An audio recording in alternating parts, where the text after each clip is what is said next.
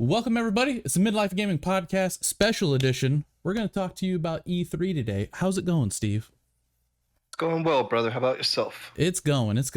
I'm excited to get into the news because this year we are getting somewhat of an E3 unlike last year. And we're also getting a Summer Game Fest this year. So it's a little double up in the summer situation. So with that, we'll go ahead and just get started into the situation. So how we're going to do it this week, to be a little bit different than normal, is because there's not a whole lot of news, because everyone's kind of holding their cards for this special event that's coming up over the course of later this week and some of next week, is we're just going to go through the conferences, talk about what is to be expected of them and what we expect of them, and hopefully what we want out of them as well. And then we'll just scoot right through them. So let's go ahead and get started. So the first one that's expected up is, it technically starts with this past Saturday with day one of the Guerrilla Collective, which I did not even hear about last year, but I did hear that they showed us some pretty great classics that we kind of took advantage of in the weird year last year. So last year they announced things like Baldur's Gate 3, which I think was announced before, but it kind of saw a big debut on it. Disco Elysium, Ultra Kill, and of course Valheim, which a lot of our viewers play, and a lot of our friends are still playing it as well. I have not seen their stream yet, but they are doing a 2-day event. So I was just going to catch the second one, which happens on June 12th. And because that one will likely build on all the already announced stuff. So had you heard of this I guess event? I had, but it's not something that I really put too much emphasis on. Like I wouldn't watch this live. I'd see what came out of it, but it seems like an indie showcase to me, based off what I've already kind of seen.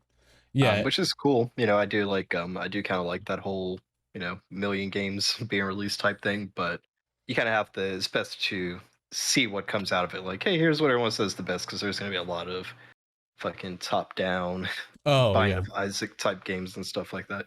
Lots of rogue types and everything in there as well.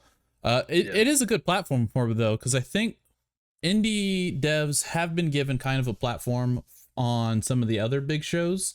Like Xbox does their whole ID at Xbox thing every once in a while. But to kind of keep them agnostic, because as an indie dev, you don't want to make enemies out of anyone.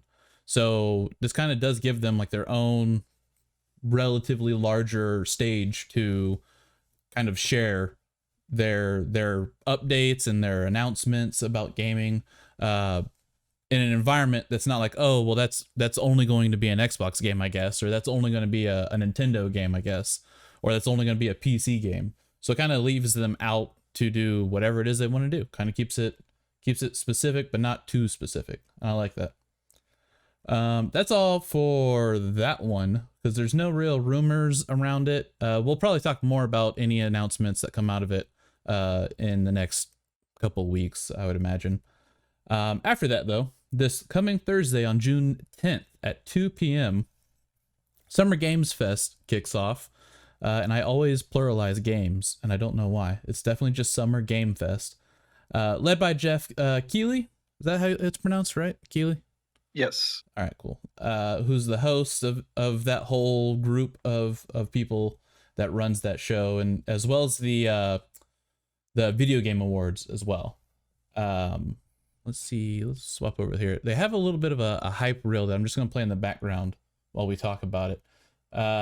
So run by the same group. They're pretty big on world premieres. Like they love getting that exclusivity out of both this as well as their Video Game Awards. And I think we're probably going to see more of that. Maybe not as much, but probably more than last year, definitely. Given that studios are starting to come back together and figure out this whole work from home situation that most of them are in, where last year it was all kind of just ad-libbed at best. So as we can see in this little hype reel that they have for this year, we see a lot of things that we've already heard of, like Overwatch 2 is here. That gas game, I couldn't remember what it was, but I remember seeing it last year as well. Resident Evil's in here. I think probably this will be a big one for Overwatch fans to keep an eye on, because not only are they supporting it very heavily inside of their hype reel, but there's also was a very small BlizzCon this year, like very, very small BlizzCon this year. Um, they didn't really go all out like they usually do, and they're kind of not really in a good spot right now. So I think this will probably be a good turning point for them. And oh, I didn't even see this. They're sponsored by Amazon Prime Gaming. So there we go. Got that. You what are you expecting out of the Game Fest? Like thematically? Not much. Jeff usually does like those one-on-ones in the big conference rooms too. Like maybe those aren't happening this year, but I'm just kind of expecting, like, especially based off this hyperwheel, probably an opportunity for companies that have already announced projects or that already have projects out. Probably just put like another breath of air into those. I don't think we'll get any huge like, oh wow, this type of announcement. I think those are going to come later in the week. Yeah, I think they definitely did have an advantage last year with no one else doing anything. They had already been prepped for doing an online event. And they're like, oh, sweet. Now we're the only competitor for this summer. So hopefully, because I appreciated what they did last year, because we got a lot out of last year, and especially with the new console launch that was happening. So I think that this year they're going to try to one up it. I don't know how it's going to translate that well, but fingers crossed. He deserves it. So next up is on June 12th at 3 p.m. So same day, or no, not same day. That's Saturday. Sorry. So Saturday, June 12th, 3 p.m. Ubisoft is gonna have their whole thing. I'm just gonna play some of last year's stream in the background while we talk about it. So Ubisoft's Forward keynote is expected to be on Saturday, of course. The makers of the games like Assassin's Creed, Rainbow Six, Watch Dogs, Far Cry. They also do the Rayman Rabbids stuff as well, which the Rabbids versus Mario, or Mario versus Rabbids game that came out like 2 years ago, I think, did surprisingly well for them also. Last year we learned a lot about Watchdog Legion as well as Assassin's Creed Valhalla. This year, I think that we will probably see some more Rainbow Six news, specifically the upcoming Rainbow Six Extraction, which was originally named Quarantine or Parasite or something like that. But they, for obvious reasons, they're like, that's not a good vibe right now in the world. So let's just change it up. And we do know that it's going to be a PvE style shooter where the world is under attack by an alien threat known as the Archaeans. It was a weird like AE joined symbol. I assume that's how it's pronounced though. We're probably going to see more from Far Cry 6, as well as I imagine the Division Homeland situation will probably come into more light, like what their plans are with Homeland, as well as what their overall plans are with the Division as a whole. Because that got leaked a little bit. What was that, like a month ago at this point? So we'll probably see some more official news from them on that. Also likely to see some smaller announcements come from the worlds of like Assassin's Creed Valhalla DLC. Probably a Siege season update will be there, and some goofy title that just comes out of left field, like that Mario versus Rabbids title that came out. So you are you hyped about anything that they're supposed to be bringing up? No, I'm mostly hyped about the potential for things that Ubisoft could announce. Mm-hmm. The big one for me would be like Far Cry. I'll get that. They don't have to sell me on that. But I would be interested to see if they are going to start teasing the next Assassin's Creed. Usually these have like a 2 to 3 year lifespan now with the DLC they've kind of been doing. So I think they probably have another year before they have to show anything from that. Would love to see something about Wildlands. The last one didn't do very. I mean, I don't know if it did well commercially, but critically, the community was a little bit divided. Like they took a step backwards. The game before was much better. And then there's been a rumor that actually has been going around today on Twitter and on Reddit and such regarding a title where they are said it's going to be a competitive PvP title, and it's going to combine the universes of pretty much all the Tom Clancy titles. So Oh. Splinter Cell, Ghost Recon, Wildlands, all that stuff. So I'm excited to see if that actually comes to fruition, if that is a real title. And lastly, the other thing would just be the Skull and Bones game. It's been a Right. very long time since we've heard anything about that. So that would be really what I would be kind of interested to see that comes out of it. Ubisoft, they're kind of formulaic when it comes to their big AAA titles. So we could get something, kind of out the norm. Maybe there was I don't know if you remember this, but in Assassin's Creed a while back, there was a trailer inside of the game. When you broke into the game studio that was in one of the Assassin's Yes. Creeds. It was like a space title, and then they said, yeah, that was a project we were working on, but that's been canceled. I mean, that is something they could bring back. I mean, they have I like Ubisoft. They have a good identity. They've got a little sameness recently, but they could still churn out good games when they want to. Like the last Far Cry was pretty excellent in my opinion, and the Oh yeah. last that I didn't really care for the last Assassin's Creed, but the one before this, the was it Odyssey? Was that the name of it? Odyssey. Yep. Yeah, that one was fantastic. So, yeah, I'm just excited to see what they could have. They're one where you kind of know what you're going to get, in terms of like Far Cry and all that kind of stuff, but they can pull out some special stuff from time to time as well. So we'll see. Yeah, I think the trend for this year's E3 slash Game Fest season will definitely be the trying to stand out, because everyone's going to try to stand out, since they kind of, all the projects were kind of held back last year, and they're really trying to get more people into the gaming sphere, which is hard to do because so many leaned on it last year. But I think this is going to be a big push to kind of continue those player counts that we've been seeing as the world starts to open back up. So I'm pretty sure that you're right, that we're gonna see some type of like weird curveball come out of here. That while the rest of the show will be formulaic, I think at the end we will likely see some type of like, oh, and before we go, boom, everything fades to dark, and they just show something that's a little off the wall. Um, I I don't know how, because I had not heard that rumor until literally just now about them trying to fuse all the Tom Clancy worlds, because they're doing really well on Siege. Let's get Brawlhalla out of here, because that is not a good game at all. Siege is doing really well for them right now. It kind of saw a resurgence, maybe a year and a half ago at this point. A little bit before lockdown, I remember starting to see a lot of people pick up Siege. So I would be surprised if that rumor was true, because that would I mean, if it's a PvP type shooter situation set in the Tom Clancy universe, I don't know. That seems like they would be directly taking player base from Siege. Obviously, it's, Siege is a very more, I don't know, it's more tactical, I guess, is the word, but I don't know, that'd be interesting to see how they do it with their already established IPs in mind. Let's see here. So you think we're gonna get a Rabbids game out of this year?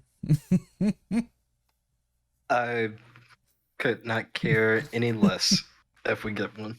They had that game Phoenix Rising as well. That kind of was a hidden hit last year. So Yeah, they've had a couple. Yeah. There was another one too. I can't remember the name of, but it was like Atlas something. But I played a little bit of that. That was pretty cool. Yeah. All right. So after Ubisoft show, we get a kind of, I guess it's kind of a show, more like a glorified press conference, if it's anything like their last one, from Gearbox, who is most known probably for the Borderlands series, but they also have devved games like, the ill-fated Battleborn, which just was timed terribly. Brothers in Arms is another one that they've devved, and they've done a lot of like one-offs for some people, but they're also well known for the games that they help publish, like Godfall, Risk of Rain, and the Duke Nukem series. I imagine here we will probably hear more, probably a trailer for the Borderlands movie, because it is all of Gearbox, and it's an IP they own, and it's an IP that their new shareholders are going to be getting money from. So I imagine they're probably going to promote the Borderlands film in some shape or form. I don't know if it's going to be a trailer. I kind of want it to be, just so I can go ahead and just know what it is that's happening on that share. Um, but it probably won't be, to be honest. It'll probably be like a teaser poster or something, which there is already one out of the actress that plays Lilith. I think it's just a silhouette though, so filming just only recently started. It would be a real big surprise if they had a trailer already. Their show is still new, so it's not really formulaic either. It's hard to figure out what it is they're going to show, because sometimes, I think in their last live one, they debuted a claptrap like tabletop game where you build a claptrap unit or something. It was just like the weirdest off the wall thing I think I've seen at a one of these expos. So the only other news I can think of that they would have is like, oh, coming next week is crossplay with Borderlands 3, which we know is happening because the CEO, Randy Pitchford, did make a tweet not that long ago about how crossplay is coming, that they have an update that is already basically done, but it won't include PlayStation systems because of how rigid Sony is on the crossplay situation. So is there anything specific you think Gearbox is gonna share that's gonna, knock our socks off here? No, and I'm just not a big Gearbox fan, to be honest. I think Borderlands has grown stale. I feel like it feels like a 10-year-old game to me. Yeah, But anyway, they did do Alien Isolation as well. that is Gearbox true. did. If they did something like that, maybe they could excite me. But there's really not anything from them that I could see myself getting the least bit excited for, to be honest. Yeah, I enjoyed Borderlands 3 for like the first playthrough, but it did not have that same feel that Borderlands 2 had, where you could just keep playing it and playing it and playing it. I do have a good amount of hours on Borderlands 3, so it definitely passes the whole hours of entertainment per dollar value. And that includes the season pass. Do they call it a season pass? Game pass, annual pass, whatever pass it is that includes their DLCs. It includes that. It still passes that test. Even though I have not played the last one. I haven't played that last one yet.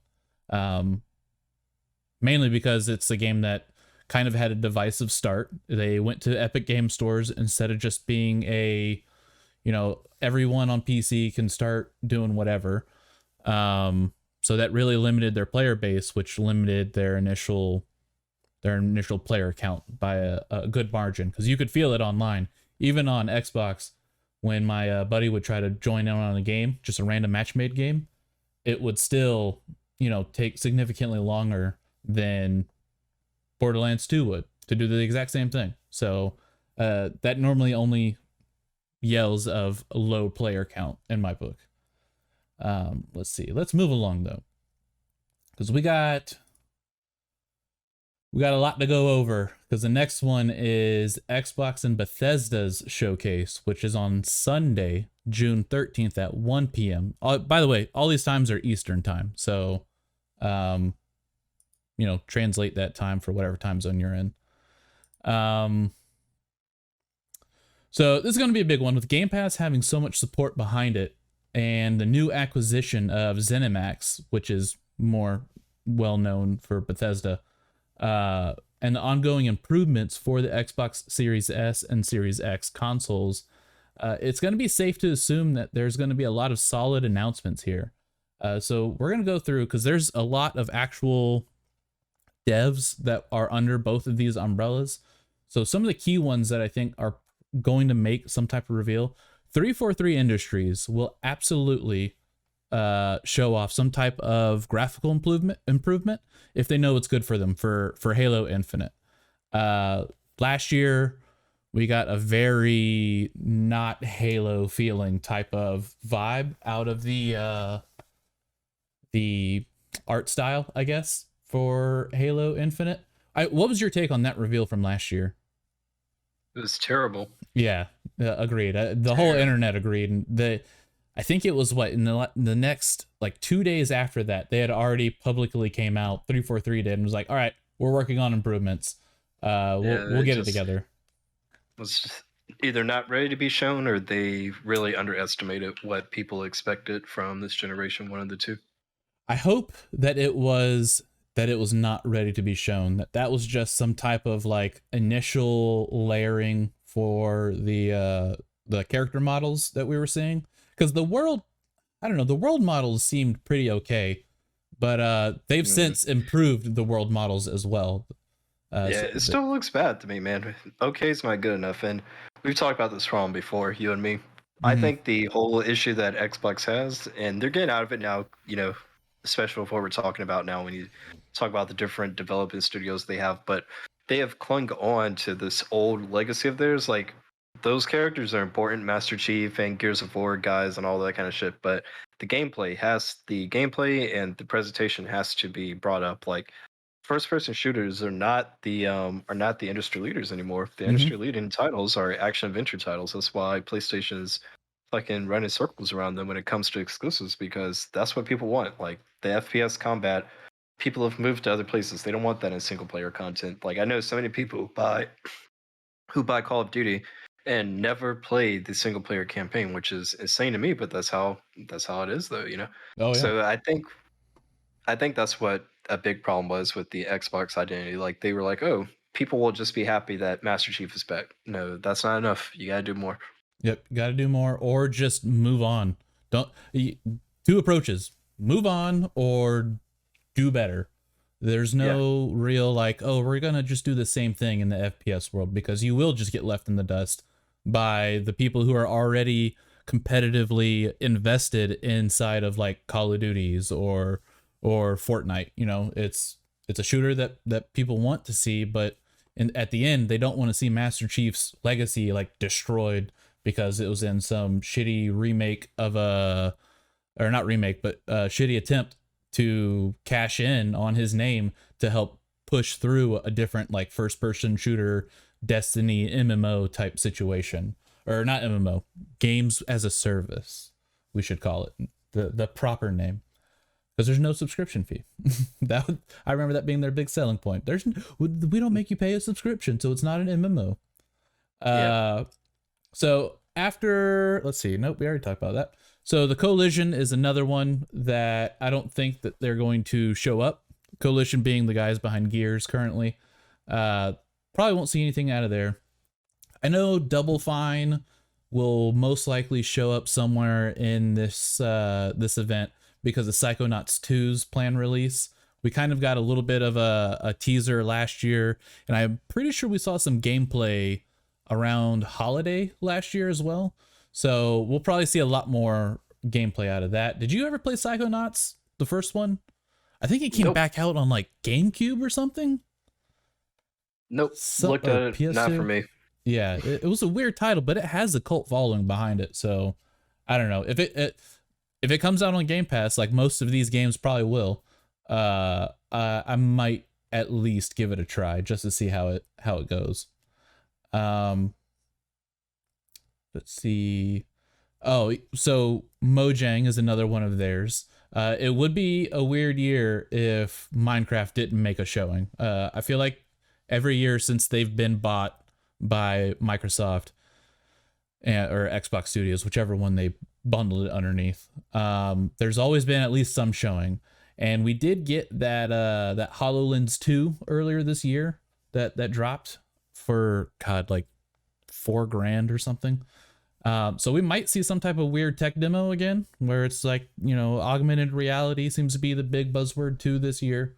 So we might see something weird revolved around that, but I don't think we'll see any big announcements, because we already have the Minecraft's Dungeon DLC, which Dungeons did a lot better than I expected it to. I even played it and had fun with it. I didn't continue playing it, but did enjoy the time that I spent with it. But they have a DLC that's coming out that's only like $5 right now, and the base Minecraft, like the normal Minecraft game, is also getting a lot of good content patch updates. But I don't think that they're gonna take this time to help push that. Another title, by the way, Minecraft has been hugely blown back up with the whole global shutdown last year. Ninja Theory, we'll definitely see some Hellblade 2. Playground Games, I don't think Forza Horizon is up for a renewal this year. So I hope, fingers crossed, that we will see something from Fable, which some people might not even remember what Fable is anymore because they haven't done anything with that title in years. I think what Fable 3 came out in 2011, 2010 maybe. It was like a real middle of the timeline 360 title. Ever since Peter Molyneux left, like they just haven't figured out what to do with it, I guess. It's a great world. It falls in the whole mythical history of the British Isles known as Albion. And do you remember that side tangent? Do you remember that game that after Peter Molyneux left, Lionhead Studios, that he made for mobile? It was called like Curiosity or something, and the whole concept of the game was like the entire world is just tapping away at the same giant cube to figure out what's in the middle of it. No, I don't. No, well, it turned out to be a whole scam. In case anyone wants to know, turned out to be a whole scam. They used it as a publicity stunt. This game survived for years without anyone finding out what was in the middle, and then finally someone made it, and they're like, "Oh, it's up to that individual to figure out if they want to share it with the world or not." And then it turns out it was some type of fake title that they were granting a single person for their next game that was coming up, and they were also supposed to get a cut of the profits for like the first 6 months of that game's release. Well, turns out they fired the dude that was responsible for keeping in contact with this winner, and he got nothing. Like he got not a thing. And I was like, oh man, that's gotta suck. Because that game, I remember playing it for a little bit, you know, if you can even call it a game. It was an idle tapper before there were idle clicker games. Either way, side tangent done. Turn 10, I think, will absolutely show up again with another car that no one can afford to show off the next Forza Motorsports title. I think Forza Motorsports came out like what, 3 years ago at this point? 4 years maybe, possibly. It'll probably be a good tech demo for the hardware as well, which is what I feel like it always is treated as. It's like, oh, here's this cool racing sim, car sim, but here's also this car sim tech demo for the next hardware. Because they also announced back when it was still Xbox Scorpion, Project Scorpion, they had revealed like gameplay of that current motorsports on what is now known as the Xbox. Oh, what was Scorpion? Scorpion was the Series X, right? Yes. Yeah. So, the beginnings of what would become the Series X, at least. And it looked great, but that's typically what they use the Forza releases as, is kind of like a, hey, you know, our hardware, it's great. Look at this game. All these shiny reflections and ray tracing happening on a car. What was the last Forza game that you bought? Horizons, the last one. The last I one? like them. They're pretty good. You like them?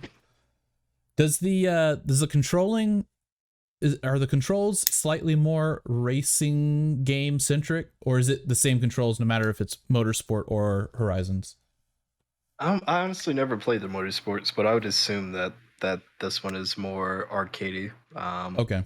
Yeah, and they have like a lot of assist and things like that as well. I mean, it feels good, but I'm pretty sure it's not. I'm pretty sure Motorsport is up there when it comes to the technicality of it and the realism and all of that. Probably Right. more inclined to like Gran Turismo, you know.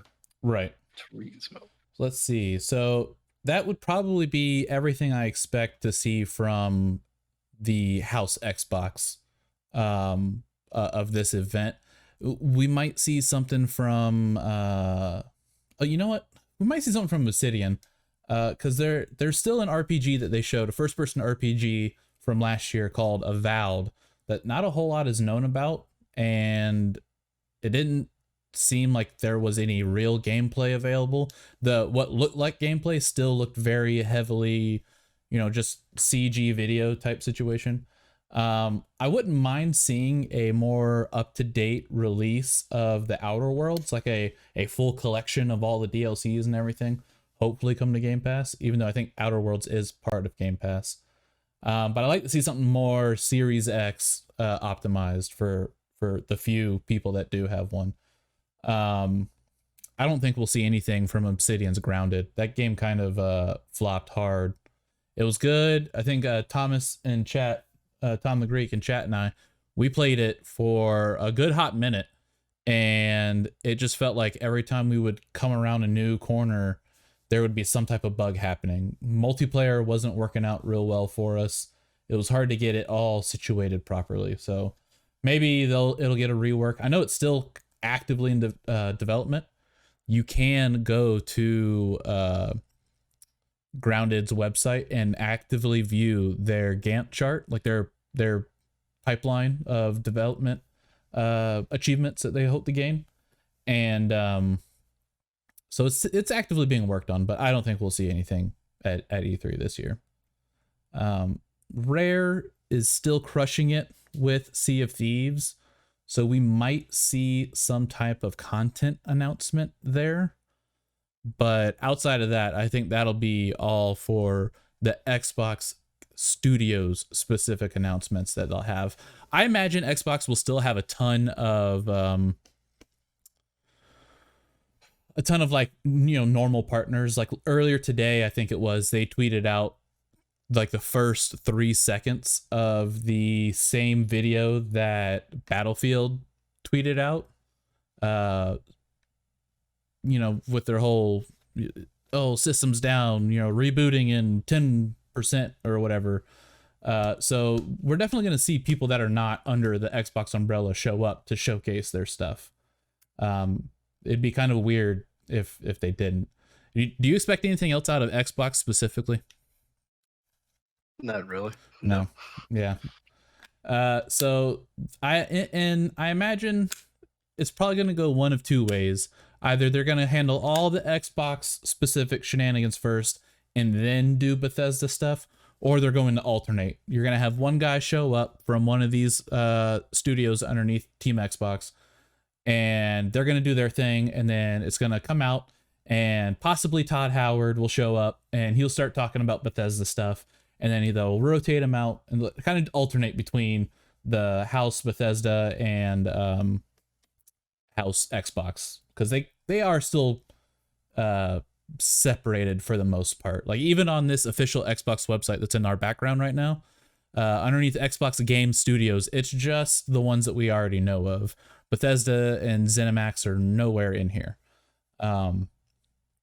They kind of have been doing well with just kind of letting them do their own thing, but you know, you're still owned by us, so give us some of that Xbox, you know, love. So starting with Bethesda piece of the show, they've really been pushing Fallout 76 again, and I didn't realize this until one of my buddies who does not care for Fallout series at all was like, oh man, I just picked up Fallout 76, and this was about a month ago. Just picked up Fallout 76, and I've been having a great time with it and everything.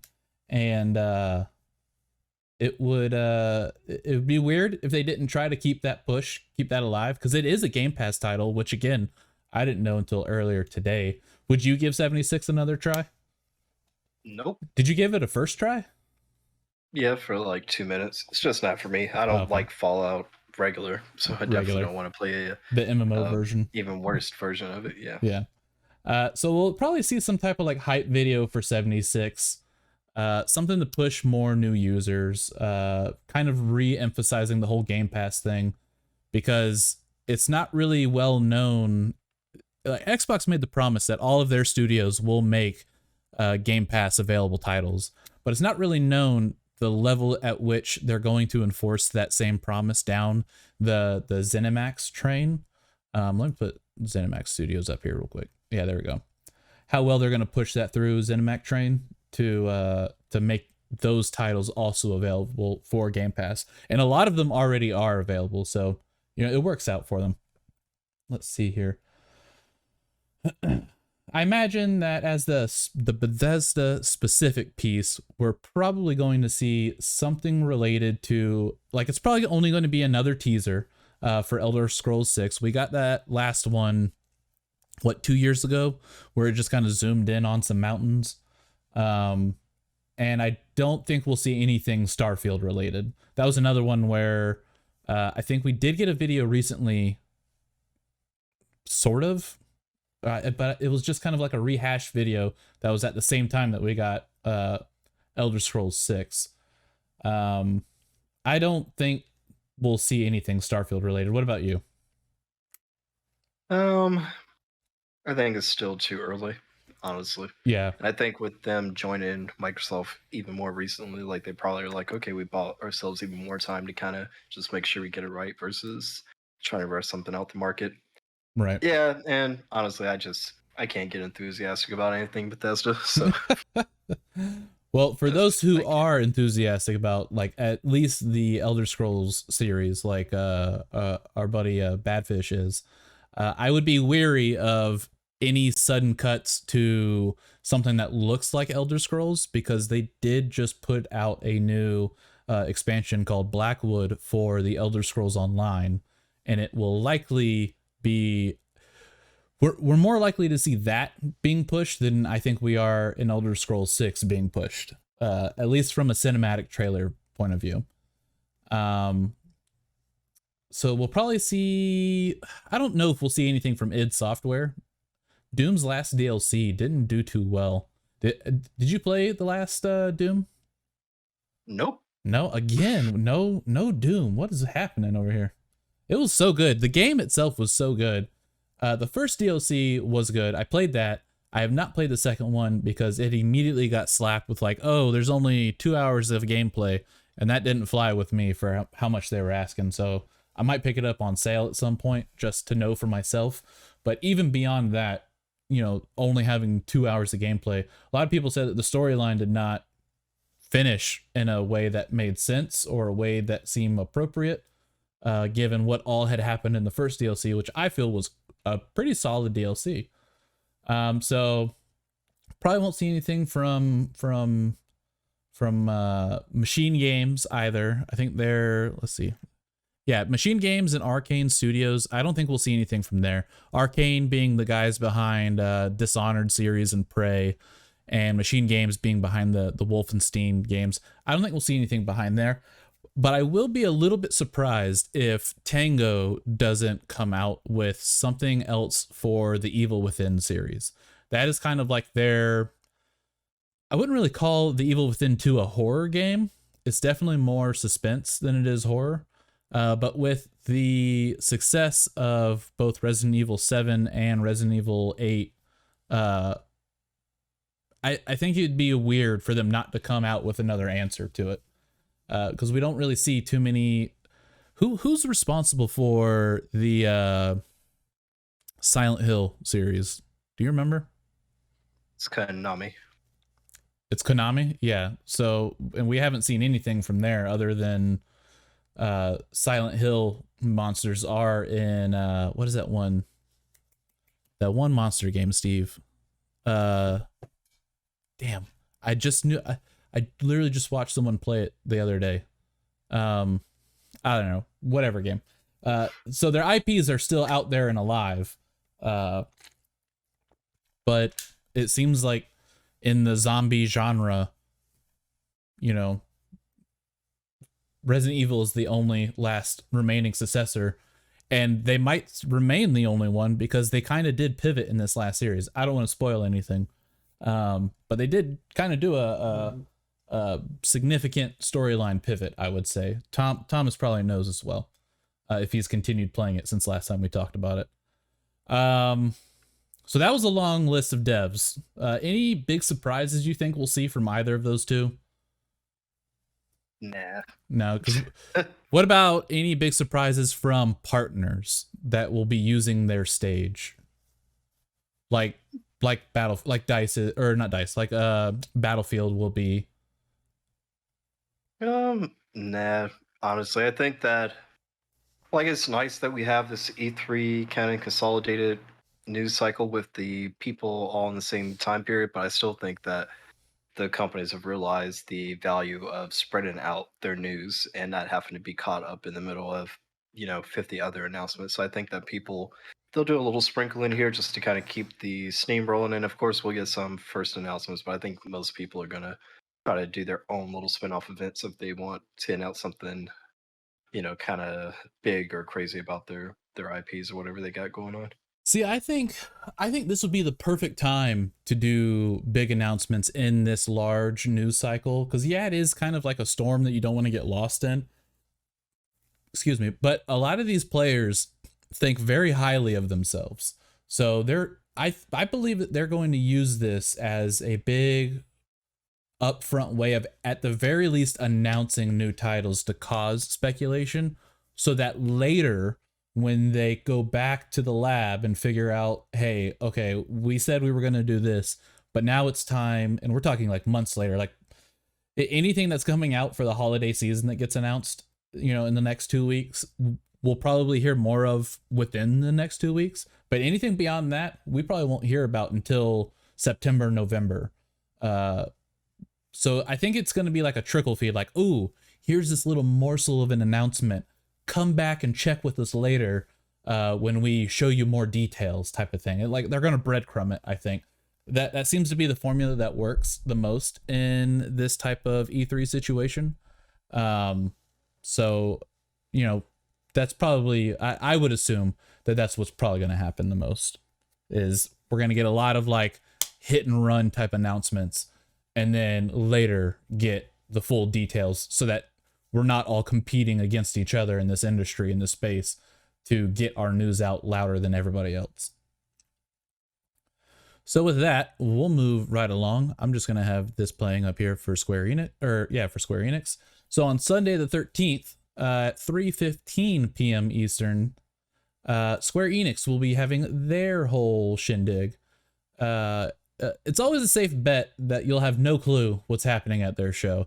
There are shows that are formulaic, and then there's Square Enix, which is the exact opposite. One year, they will just hammer down on Final Fantasy stuff, and the next year, they won't announce a single thing about Final Fantasy related stuff at their press conference. Last year, we got some news from Square Enix, but not a whole lot. I think that we will see some type of Outriders damage control. They do have a pretty large player base. I haven't checked in the last couple of weeks, but I know that at least 3 weeks ago, Outriders on Steam was like the 5th most played active game at the time. So it would reason to believe that there is a going to be some type of showing up for Outriders. Did you ever give Outriders a try after that whole atrocity of a start? Man, I don't even know if they've fixed the whole patch situation that came out and just like wiped all of the players' inventories. I would be so done with that game if that happened to me. Just beyond, you could not pay me enough to go back to a game if I wasted several hours in it just for a patch to show up and my entire inventory get wiped. And then they go, well, we're working on it in a way that we might be able to bring it back. Like, just why is that? I mean, that to me, coming from like a development management background, that just seems like such a huge oversight from a programming stance that just done with it. Like, why even give it another second? So I think Outriders aside, because I know that they'll probably show up for damage control, but I'm not really going to pay too much attention to it. I think we'll probably see the same Final Fantasy 16 trailer. It might be like a longer version that just came out, I think like a month ago or something. Yeah, there's a Final Fantasy 16 trailer. Their website went live for it and everything. So we'll probably see something there. The MMO for Final Fantasy 14 is also releasing a new expansion. I think it's in November of this year, called Endwalker. And we'll probably see something related to that as well. There's Final Fantasy VII's upcoming Intergrade expansion for the remake, which I am not. That's what's in the background right now. I'm not at all excited for it because uh, it seems like they're going a little bit sideways compared to the original narrative. And obviously, I'm okay with some changes. The remake definitely made some changes to the beginning of Final Fantasy VII, but there's a lot. There's a lot being changed in this one. There's a lot of like real strong changes occurring in this intergrade. I don't know if it's really an expansion. From what I've seen so far, it seems like it's like an add-on more than it is an expansion. Like you're going to get a couple of hours, but you're not going to get like a full DLC type of hours worth out of it. Did you play Remake or no? Yeah, I loved it. It's pretty good. Yeah, I have not finished Remake because I expected there to be, at least by now, some type of part 2 or whatever, full part 2 to come out to explain what happens after the events of Midgar. But as I started to get to the end, I was like, all right, clearly we're not getting out of Midgar anytime soon. So let's just hold off and we'll wait for our next part. Well, unfortunately, the next part is this shenanigans that you see behind us. And I don't know. It's been real divisive on whether or not people are going to be enjoying the remakes now. So I don't know. Hopefully they get the feedback they need to figure it out. I personally would like to see something more like the remake part 1 just continued on, where it seemed like it was more additive. Some things were slightly changed, but for the most part, the overall narrative was the same. I mean, this is a little crazy that they're making kind of these drastic changes. Anyways, let's move along. This isn't a Final Fantasy VII stream. Would also be willing to see some type of, I don't know, Dragon Quest or Nier series trailer.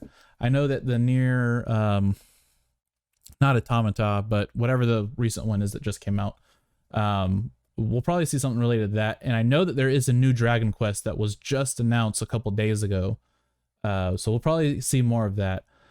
I don't know if we're going to see too much on the publisher side this year. It's possible. Like I said, Square Enix is always rough to figure out their formula. It just seems like they're going to throw out whatever they're going to throw out. So last year was the one where they did almost no Final Fantasy stuff outside of 7 Remake, I think. And then we got, oh, that wasn't last year. That was a couple years ago. Either way, they're also well known for being the publishers behind like Lara Croft and Marvel's Avengers and the indie hit Life is Strange.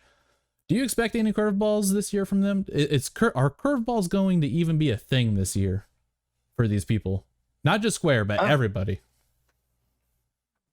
Kind of like I said earlier, I'm really not expecting this to be a like, oh my god, E3 year. I think it's just a trade show now, man. Yeah, unfortunately. Just a trade show, and just like most trade shows, sometimes people opt out of them. Nintendo did forever ago, and now Sony is following suit. Sony is still going to be doing their own thing, so don't expect to hear too much about them in the next couple of weeks.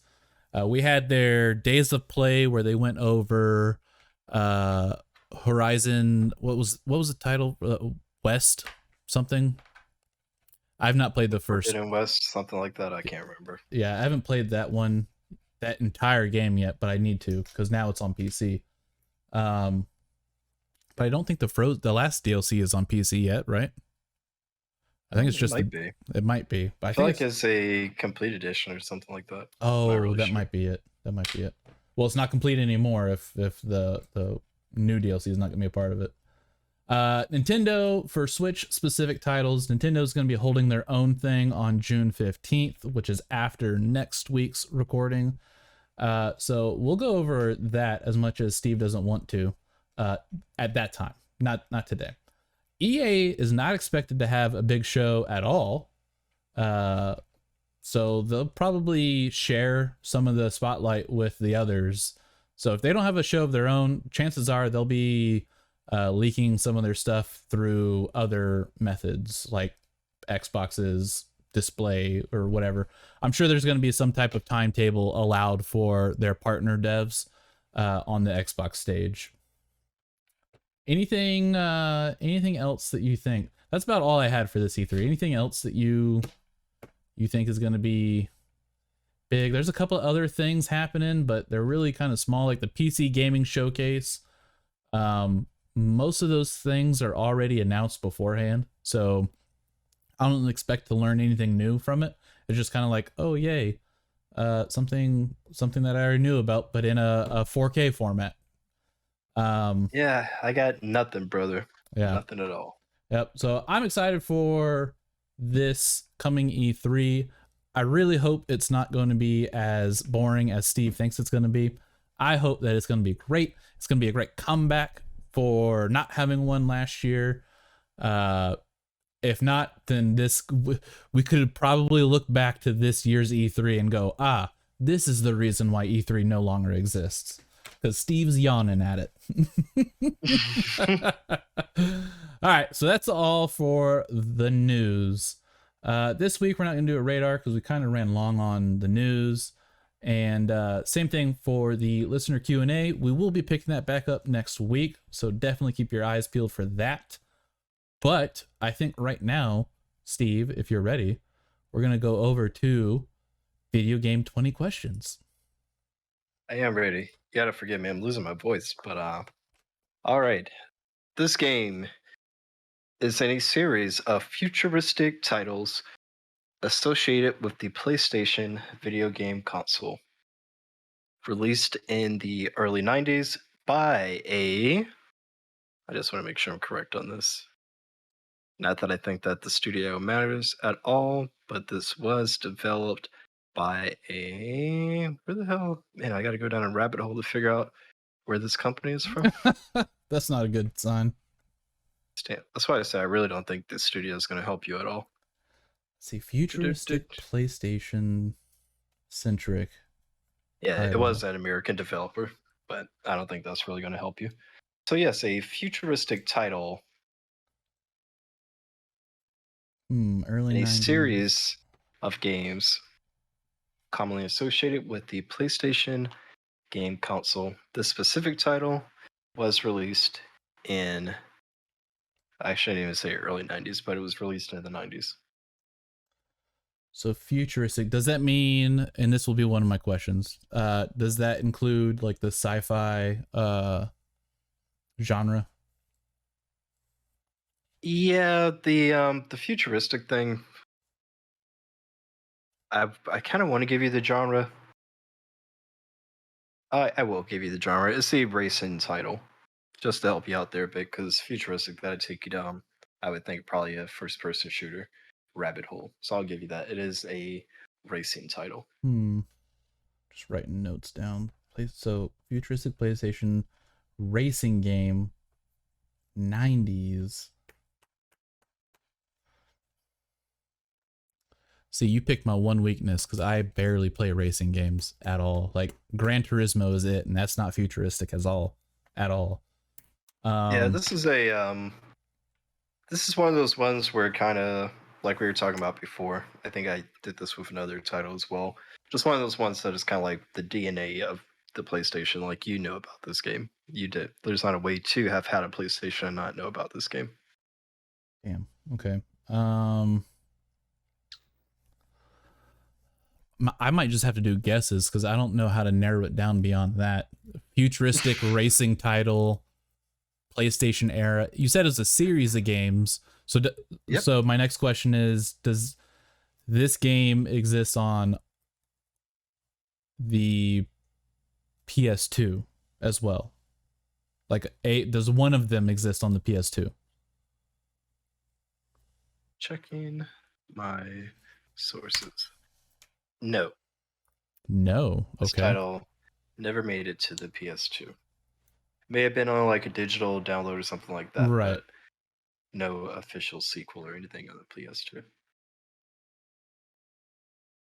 Series of games. Was this game or this? Oh, let me be specific. Was this series only on the PlayStation 1? Yes, that is correct. No, it's not Diddy Kong Racing, Tom. It's only a man. Okay. I don't think Jet Moto wasn't only on the PS1. I don't think. Pretty sure it made its way to the PS2 and even the GameCube. So I don't think that's it at all. It's not Jet Moto, is it? No. It is Jet Moto. No, it's not. Is it? Jet Moto lived and died only on the original PlayStation. The last game was Jet Moto 3, released in 1999. They attempted to develop 2 sequels over the years, both for the PlayStation 2 and PlayStation 3, and both were canceled during development. Oh, wow. How about that? I got an early win too this time. How about that? Look at that. Look at that. Now, I swear, what game am I thinking of? Oh, I'm thinking of, that's, okay, so Jet Moto wasn't even the one I was thinking of. Maybe I was thinking of Wipeout. F-Zero. Oh, yeah. Wipeout, F-Zero, all those. Wipeout was a good futuristic sci-fi racer. So, But I know that definitely made it to the PS3 because that was like one of the, I think Wipeout HD is what it was called. It's like the only one that I played on PS3. Oh, Tom was thinking Twisted Metal. That was a good one. That was more, I would consider that more like post-apocalyptic future. Vehicular combat. Ironically, the studio that did Jet Moto is the same studio behind the original Twisted Metal as well. Oh, maybe that's why we haven't seen it. Man, what a badass soundtrack that Twisted Metal got away with in the early days. Like back when music wasn't so highly coveted in the gaming space. They really got away with a lot of Rob Zombie in there.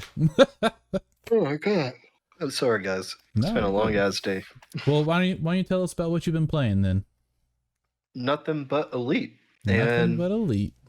Just Elite. So I started Resident Evil. I can't get into it. Like, I feel bad because someone actually gifted that to me for my birthday a couple weeks back, but I cannot get into it. Like, it's one of those things where I feel like I would much rather just watch a YouTube like series that put together all the cutscenes because I wanted to see the story, but the gameplay just isn't there for me. Like, the main character is kind of annoying. Like, he's not really someone that you want to spend a lot of time with. I hate the puzzles. Like, I'm like the shit feels so 1995, you know?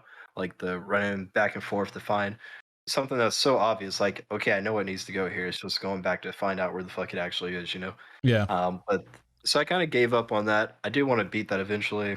I got Days Gone and my stockpile of things I need to start, but mostly just playing a lot of Elite and Microsoft Flight Simulator, to be honest. Yeah. I've been playing a lot of Elite. I tried again with the latest update because the last version I was having real bad problems with it. This version was doing great for hours on end, and then I don't know what happened. I got an orange Sidewinder error code, and then literally wasn't allowed back in the game for a while. I haven't tried to get back in since, but I imagine everything's probably gone like it usually is now. But I'll probably pick it back up some point this week in between the news cycles of release because they don't start for a couple days. So I'll probably pick Elite Dangerous back up to try some more. If this update can work well for me, I'm down for going full ham on it and getting like the whole joystick set up and everything fixed and ready. But really, I have been leaning more on like the classic games for me, like my go-to titles, like the games that I can just sit and chill out with. I haven't been doing, outside of Elite, I've not been doing a ton of PC gaming. I've been playing my Switch a lot more. I went back to play Pokemon Snap because that's a very low stress environment type situation. Thanks again, Thomas, for helping with that. A lot of JRPGs that probably no one has ever heard of, but I found them years ago and just picked them up and start playing. So just a lot of comfort titles lately.